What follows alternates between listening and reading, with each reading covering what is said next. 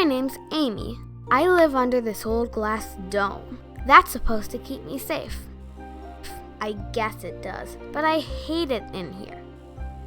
They still wear gas masks outside, most of the time. But even so, I like the air better out there than in this nasty place. This is Gus, my outside friend. I'm just a kid, but Gus is old. He's over 100 years old. Maybe that's why he's so grouchy sometimes. Gus lives out here, so I only get to see him when the elephants let me out, which is more and more often lately. Sometimes I have to wear a gas mask out here because of the pollution, but it is getting better. I especially like the days when the air is sweet and clean, and I don't need to wear the mask. I hate that mask. Gus tells me it used to be a lot worse. He gets kind of agitated when he thinks about how it used to be. He remembers lots of creepy stuff from a long time ago. I'm just glad I didn't live back then. You want to hear the story Gus told me? It's kind of scary. It's about trees and tortoises and elephants, and about how us humans almost destroyed the planet. The world back then was kind of crazy. What a lot of people called progress had ruined the landscape. The world was burping nasty gases. It was hard to breathe. And you wouldn't believe the kind of places where people had to live. Like this place, a village high up on a tower. According to Gus, it was getting hard to breathe and the temperature was getting hotter every day. So it was better if people lived up high where the air was cleaner. That nest town was built by Technocrats that all the kids called bald-headed suitors. Ha! Bald-headed suitors. Gus gets especially upset when he remembers them. They didn't care at all about the world around them. The suitors kept testing the air, but it kept getting hotter and more polluted. Instead of working to cool the planet and clean up the air, they focused on their kooky inventions for survival. Sure, their contraptions kept us humans safe from the heat, the storms, and the rising water, at least at first. But what about the rest of the world? They moved the people into some really wacky places to keep them safe. Looking for better air, they built entire villages upon trees, where the air was clean and the leaves were green. Gus remembers that the people actually loved those tree towns, but they powered those villages with nasty, dirty coal. The trees died.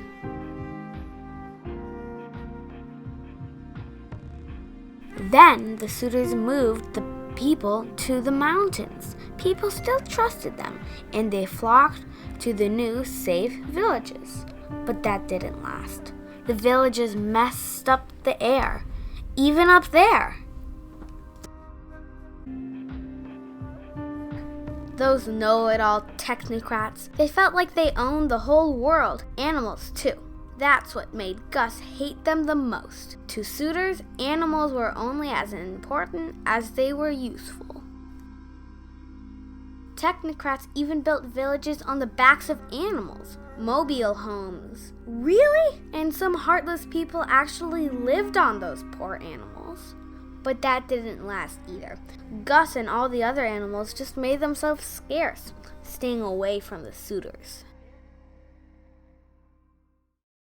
Gus got especially sad and grouchy when he remembered what happened next. Fires. Entire forests were burning to the ground. Habitats for the animals were destroyed, and the air became unbreathable. The indifferent suitors let the fires burn and just passed out gas masks so we could breathe. Eventually, the fires wiped out most of the trees. When would those brilliant technocrats start solving the big problems and start healing the world? The bald-headed suitors did have a plan for saving the trees. A pitiful one. They put the remaining trees under glass domes and pumped in manufactured air. How weird is that? They called them tree museums. But Gus said those museums looked more like prisons, and they sure didn't help all the animals that lost their homes in the burned out forests. You know what the next loony solution the suitors came up with? The sky! Ha! They built huge skyscrapers up high in the clouds where the air was clean. They also built huge motorized blimps with towns inside of them. They hung houses from helium balloons and launched them into the sky. They said using balloons instead of motors would help clean up the air.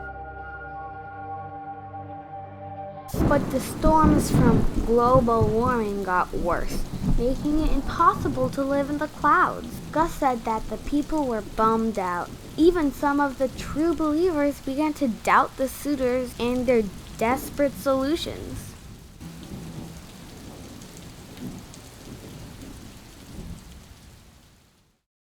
Back to the Earth, the suitors had another brainstorm, a new solution for survival, inspired by what they considered a success with the tree museums. Giant glass domes with cities inside of them where people breathed stale, manufactured air.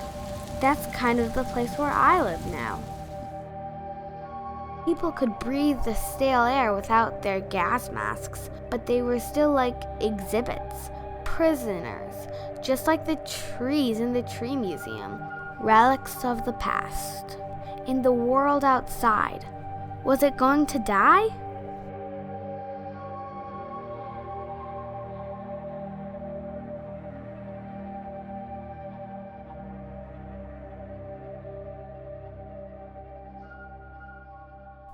Those bubble towns worked.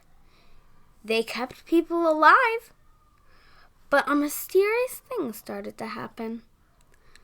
The glass bubbles kept people, especially the bald-headed suitors, away from the world outside. And so, the world started to heal. The people were like a disease that was finally isolated under glass, in quarantine. Gus and the other animals noticed it first. They came out of hiding and actually went to work, helping to patch up our sick world. It began with the elephants. They started inspecting the trees, fixing them, trimming the branches, and guarding them from the bald-headed suitors. Gus, too, like a lot of the other animals, he started fussing over one tree, a really sick one, growing right out of the middle of a big pile of old, discarded gas masks. Why couldn't the suitors be more like the animals?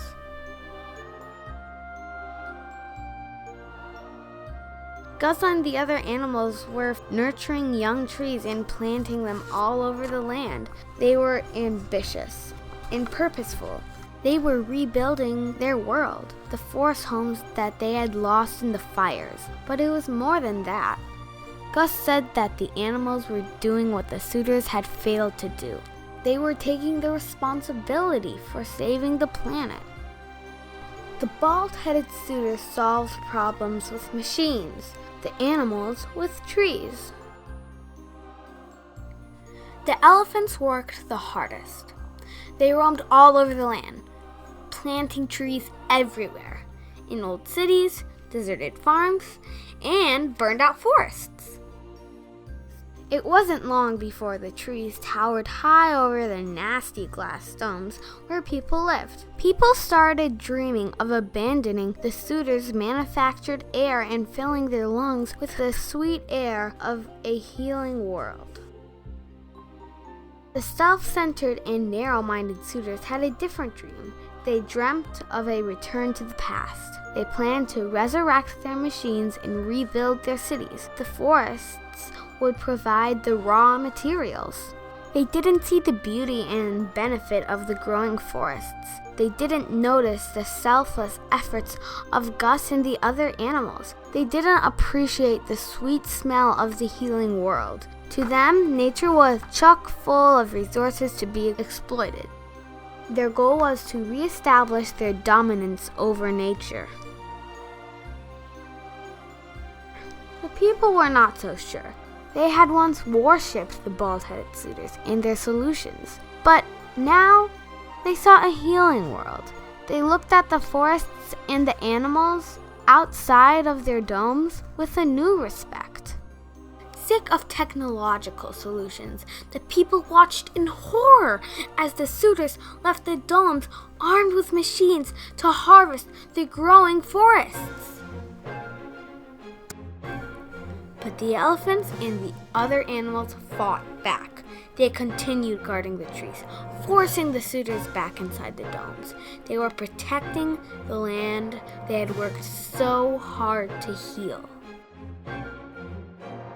Then the people rebelled.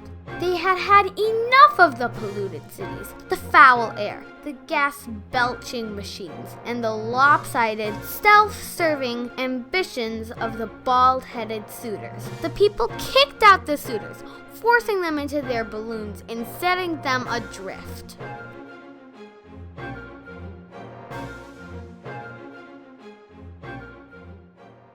After the suitors left, the animals joyfully took apart the tree museums, freeing the trees from their prisons.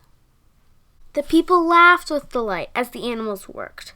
Then, people replaced the trees under the empty domes with leftover suitors, reminders of the dangerous, rampant, unregulated progress. They called it the Museum of Regret.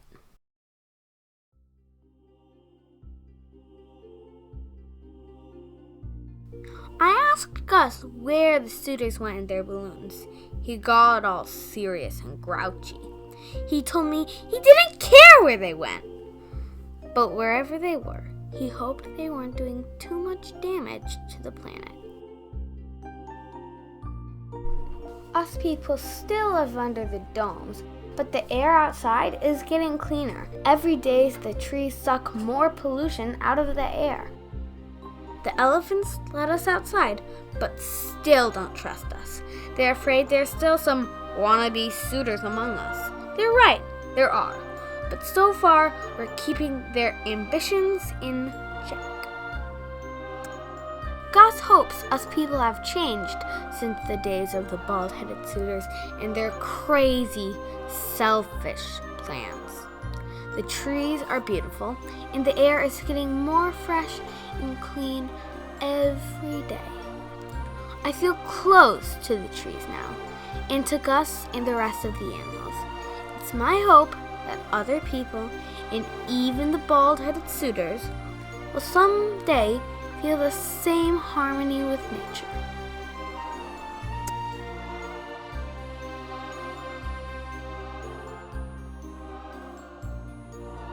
Will the elephants eventually free us from the domes? Can we be trusted to respect and nurture a healthy planet? Gus says only time will tell.